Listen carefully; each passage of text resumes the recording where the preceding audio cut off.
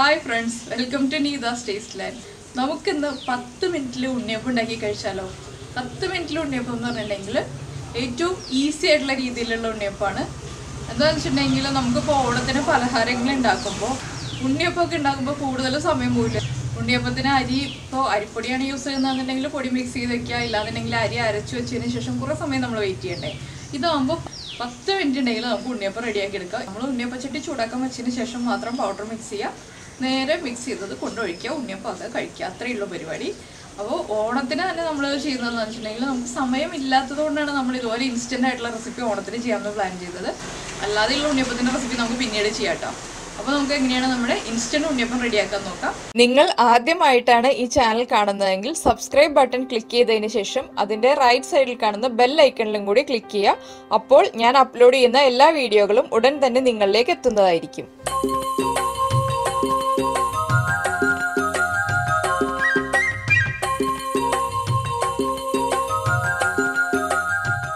നമുക്ക് നമ്മുടെ 10 മിനിറ്റില് ഉണ്ണിയപ്പം ഉണ്ടാക്കുന്നതിന് ആവശ്യമായിട്ടുള്ള ഇൻഗ്രീഡിയൻസ് നോക്കാം. നമ്മൾ 1 കപ്പ് അരിപ്പൊടി എടുത്തിട്ടുണ്ട്, 1 കപ്പ് ഗോതമ്പ് പൊടി എടുത്തിട്ടുണ്ട്. 1 കപ്പ് എന്ന് പറയുമ്പോൾ നമ്മുടെ മെഷറിംഗ് കപ്പാണ് ഞാൻ ഉദ്ദേശിച്ചത്, 240 ml കപ്പ്. അതുപോലെ തന്നെ നമ്മൾ എടുത്തിരിക്കുന്നത് 1/4 കപ്പ് തേങ്ങ കൊത്തിയത് എടുത്തിട്ടുണ്ട്, ചെറിയ പീസായിട്ട് കട്ട് ചെയ്തെടുക്കുക തേങ്ങ. പിന്നെ വേണ്ടത് 2 പാളയംകോടൻ പഴം.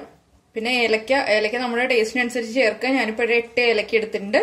പിന്നെ കുറച്ച് എള്ളെടുത്തിട്ടുണ്ട്, നെയ്യ്, ഉപ്പ്, അതുപോലെ തന്നെ നമ്മുടെ ബേക്കിംഗ് സോഡ. പിന്നെ നമ്മൾ ഇതിന് മുന്നേ റെഡിയാക്കി വെക്കേണ്ട ഒരു കാര്യം എന്താണെന്ന് വെച്ചിട്ടുണ്ടെങ്കിൽ നമ്മൾ കുറച്ച് ശർക്കര പാനി റെഡിയാക്കി വെക്കുക. ഇതിപ്പോ 1/4 കിലോ ശർക്കര മെൽറ്റ് ചെയ്തെടുത്തതാണ്. അത് നന്നായിട്ട് ചൂട് മാറിയിരിക്കണം. അപ്പൊ അത് നമുക്ക് രാവിലെ സമയം കിട്ടുകയാണെങ്കിൽ രാവിലെ, നമുക്ക് എപ്പോഴാണോ ഫ്രീ ടൈം കിട്ടുന്നത് അപ്പൊ റെഡിയാക്കി വെക്കുകയാണെങ്കിൽ നമുക്ക് വളരെ ഈസി ആയിട്ട് ഉണ്ണിയപ്പം ഉണ്ടാക്കാം. ഇതിപ്പോ നമ്മൾ മിക്സ് ചെയ്യുന്നതിന് മുന്നേ ആയിട്ട് നമ്മൾ ആദ്യം ചെയ്യുന്നത് ഈ തേങ്ങ ഒന്ന് നെയ്യിൽ ഫ്രൈ ചെയ്തെടുക്കുകയാണ്. എന്താണെന്ന് വെച്ചിട്ടുണ്ടെങ്കിൽ നമ്മൾ മിക്സിയിൽ ഇതെല്ലാം കൂടി മിക്സ് ചെയ്ത് കഴിയുമ്പോൾ പിന്നെ നമ്മൾ കൂടുതൽ സമയം വെയിറ്റ് ചെയ്യരുത് ഉണ്ണിയപ്പം ഉണ്ടാക്കി തുടങ്ങാനായിട്ട്. അതുകൊണ്ട് നമുക്ക് ആദ്യം തേങ്ങയും കൂടി ഫ്രൈ ചെയ്ത് വെച്ചതിന് ശേഷം മിക്സ് റെഡിയാക്കാം. അപ്പൊ നമ്മൾ തേങ്ങ ഫ്രൈ ചെയ്യാൻ വേണ്ടിയിട്ട് കുറച്ച് നെയ്യ് ചൂടാക്കാൻ വെച്ചിട്ടുണ്ട്. ഇതിലേക്ക് നമുക്ക് തേങ്ങയുടെ പീസ് ചേർക്കാം. നെയ്യ് നന്നായിട്ട് ചൂട് കൂടിയതിന് ശേഷം ചേർക്കുന്നതിലും കുറച്ച് മുന്നേ ചേർക്കുന്നതാണ് നല്ലത്. എന്താണെന്ന് വെച്ചാൽ പെട്ടെന്ന് തന്നെ നമ്മൾ ആ ചൂട് നെയ്യിലേക്ക് തേങ്ങ ഇടുമ്പോൾ തേങ്ങയുടെ കളർ വേഗം തന്നെ ചേഞ്ച് ആവും. അപ്പൊ നമുക്കൊന്ന് ഇളക്കി തുടങ്ങാനുള്ള ഒരു ടൈം കിട്ടില്ല. ഇനിയിപ്പോ ഇത് നമുക്ക്, ഞാൻ ചെറിയ ബർണറിലാണ് വെച്ചിരിക്കുന്നത്, അതുകൊണ്ട് ഹൈ ഫ്ലെയിമിൽ വെക്കുന്നു.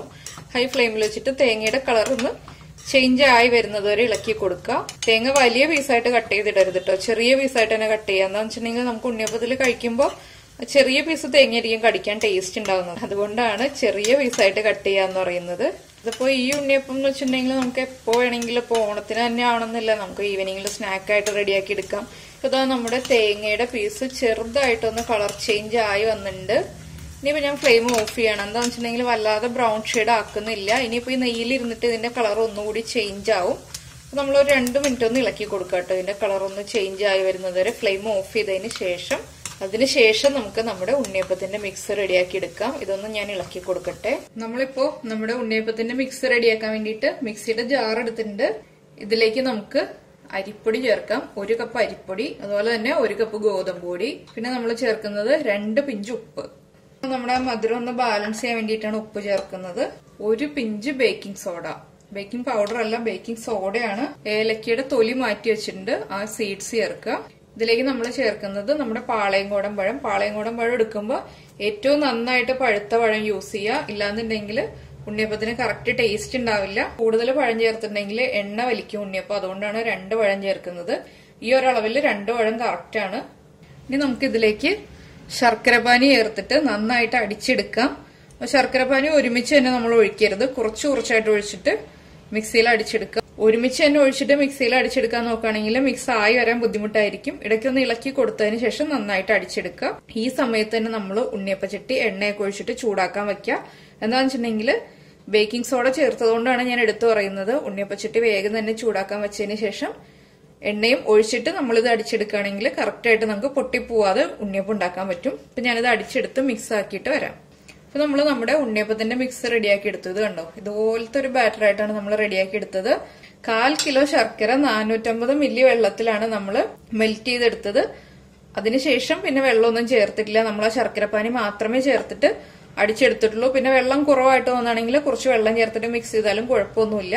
ഇനിയിപ്പോ നമുക്ക് ഇതിലേക്ക് എള്ള് ചേർക്കാം. എള്ളൊക്കെ നമ്മുടെ ടേസ്റ്റിനനുസരിച്ച് ചേർക്കാം. നമ്മള് ഫ്രൈ ചെയ്ത് വെച്ചിരിക്കുന്ന തേങ്ങയുടെ പീസ് ഇതും ചേർത്തിട്ട് ഒന്ന് മിക്സ് ചെയ്യാം.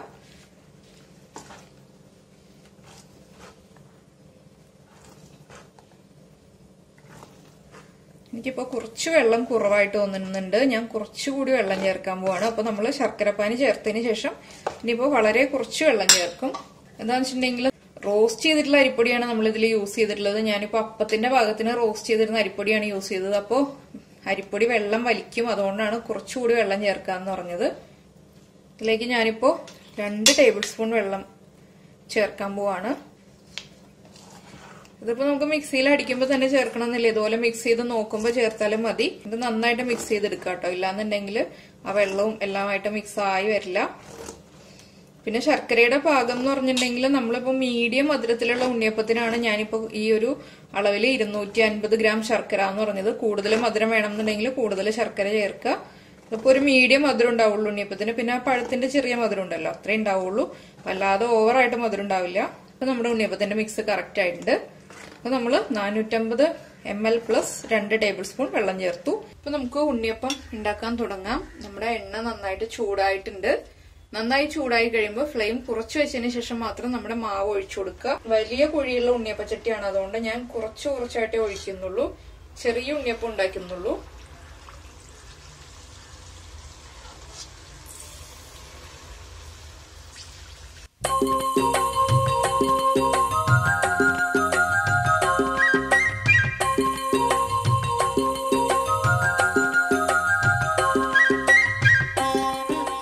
ഉണ്ണിയപ്പത്തിന്റെ മാവ് ഒഴിച്ചു കഴിഞ്ഞു. ഇനിയിപ്പോ ഉണ്ണിയപ്പം പതുക്കെ പൊങ്ങി വരും. നമ്മൾ ഇളക്കി കൊടുക്കണ്ട, അത് പതുക്കെ ഇട്ട് വരും. ഇപ്പൊ എന്താ വെച്ചിട്ടുണ്ടെങ്കിൽ ചക്ക ഉണ്ണിയപ്പം ഉണ്ടാക്കിയപ്പോ കറക്റ്റായിട്ട് ഞാൻ ആ പ്രോസസ്സ് കാണിച്ചു തന്നില്ല. ഉണ്ണിയപ്പ ചട്ടിയിലേക്ക് ഒഴിക്കുന്നതും അതിനുശേഷം എടുത്ത കാര്യമേ പറഞ്ഞുള്ളൂ. കറക്റ്റായിട്ട് കാണിച്ചു തരാൻ പറ്റിയില്ല.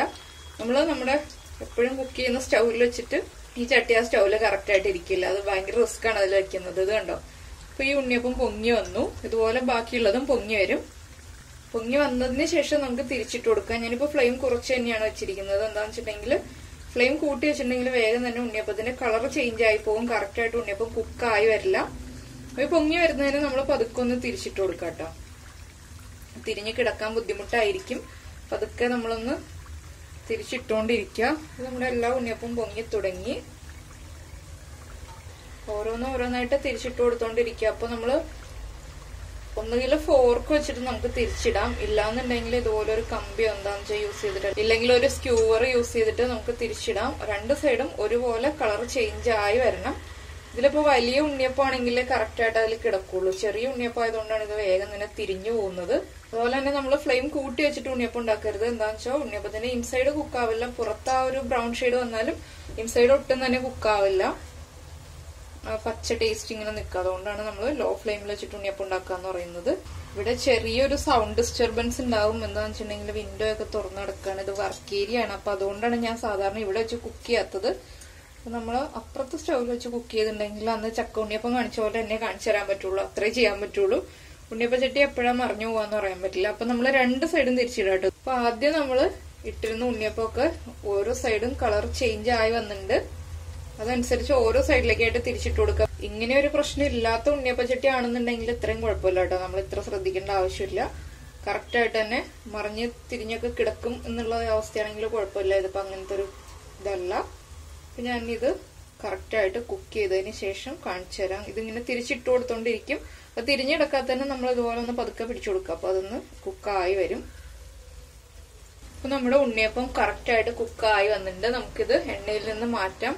അപ്പൊ ഉണ്ണിയപ്പം എപ്പോഴും ഉണ്ടാക്കുമ്പോൾ കൂടുതൽ എണ്ണ ഉണ്ണിയപ്പച്ചട്ടിയിൽ ഒഴിച്ചതിന് ശേഷം മാത്രം ഉണ്ണിയപ്പം ഉണ്ടാക്കട്ടെ. എന്നാലേ കറക്റ്റ് ആയിട്ട് ഉണ്ണിയപ്പം കുക്കായി വരുള്ളൂ. കുറച്ച് എണ്ണ ഒഴിച്ചിട്ടുണ്ടെങ്കിൽ ഇതുപോലെ ഫ്രൈ ആയി വരില്ല. ആ എണ്ണ ഉണ്ണിയപ്പച്ചട്ടിയുടെ എല്ലാ കുഴികളിലും ഫില്ലായിട്ട് നിൽക്കണം. അതുപോലെ തന്നെ കുറച്ച് മുകളിലായിട്ട് നിൽക്കണം. പിന്നെ നമ്മൾ ഉണ്ണിയപ്പം ഉണ്ടാക്കുമ്പോൾ ആദ്യം ഉണ്ണിയപ്പത്തിന്റെ മാവ് ഒഴിക്കുമ്പോൾ വീണ തരികളൊക്കെ ഉണ്ടല്ലോ, അതങ്ങ് എടുത്ത് മാറ്റണം കേട്ടോ. ഇല്ലാന്നുണ്ടെങ്കിൽ അടുത്ത ഉണ്ണിയപ്പത്തിൽ അത് ഒട്ടി പിടിക്കും. അപ്പൊ നമ്മുടെ ഉണ്ണിയപ്പത്തിന്റെ ഒരു ബാച്ച് റെഡി ആയിട്ടുണ്ട്. ബാക്കിയുള്ളത് ഞാൻ ഇതുപോലെ തന്നെ ഫ്രൈ ചെയ്തെടുക്കട്ടെ. അപ്പൊ നമ്മുടെ 10 മിനിറ്റ്സ് ഉണ്ണിയപ്പം റെഡിയായി. വളരെ ഈസി ആയിട്ട് ഉണ്ടാക്കിയില്ലേ. അപ്പോ ഓണത്തിന് സമയം ഇല്ലാത്ത ആളുകള് വളരെ പെട്ടെന്ന് തന്നെ ഉണ്ടാക്കാൻ പറ്റുന്ന ഈ ഉണ്ണിയപ്പം ഉണ്ടാക്കി കഴിക്കുക. ഇല്ലാന്നുണ്ടെങ്കിൽ നമ്മളിപ്പോ സാധാരണ ചെയ്യുന്ന പോലെ അരിയൊക്കെ അരച്ച് ഉണ്ണിയപ്പം ഉണ്ടാക്കാം. അപ്പൊ ഏതാണ് ഈസി ആയിട്ടുള്ളത് അതുപോലെ ചെയ്യാം. അപ്പൊ നമ്മൾ പുറമേ എടുക്കുകയാണെങ്കിൽ പുറം നല്ല ക്രിസ്പിയാണ്, പക്ഷെ ഇൻസൈഡ് വളരെ സോഫ്റ്റ് ആണ്. നമ്മളിപ്പോ ഇതുപോലെ പൊട്ടിച്ചെടുക്കുകയാണെങ്കിൽ ഇൻസൈഡ് നല്ല സോഫ്റ്റ് ആണ്. അപ്പോ എല്ലാവരും ഉണ്ണിയപ്പം ഉണ്ടാക്കി കഴിച്ചതിന് ശേഷം ഫീഡ്ബാക്ക് അറിയിക്കുക. അതുപോലെ തന്നെ ലൈക്ക് ചെയ്യുക, ഷെയർ ചെയ്യുക, കമന്റ് ചെയ്യുക. അതുപോലെ തന്നെ സബ്സ്ക്രൈബ് ചെയ്യാത്ത ആൾക്കാർ സബ്സ്ക്രൈബ് ചെയ്യാനൊന്ന് ഓർക്കുക. നമുക്ക് നമ്മുടെ അടുത്ത റെസിപ്പിയുമായിട്ട് അടുത്ത ദിവസം കാണാം. Thank you. നമ്മുടെ ചാനലിൽ പ്ലേലിസ്റ്റ് എന്ന് പറഞ്ഞ ഓപ്ഷൻ സെലക്ട് ചെയ്തതിന് ശേഷം നമ്മൾ അതിൽ ഓണം സദ്യ റെസിപ്പീസ് എന്ന് പറഞ്ഞ പ്ലേലിസ്റ്റ് ക്രിയേറ്റ് ചെയ്തിട്ടുണ്ട്. അതിൽ നോക്കുകയാണെങ്കിൽ നമ്മൾ ഇതുവരെ ചെയ്തിട്ടുള്ള എല്ലാ സദ്യ റെസിപ്പീസിൻ്റെയും വീഡിയോ ഉണ്ട്. അപ്പോൾ അതിൽ നിന്ന് നമുക്ക് ഈസി ആയിട്ട് വീഡിയോസ് സെലക്ട് ചെയ്യാം. അതുപോലെ തന്നെ മറ്റുള്ള റെസിപ്പീസിനും പ്ലേലിസ്റ്റ് ക്രിയേറ്റ് ചെയ്തിട്ടുണ്ട്.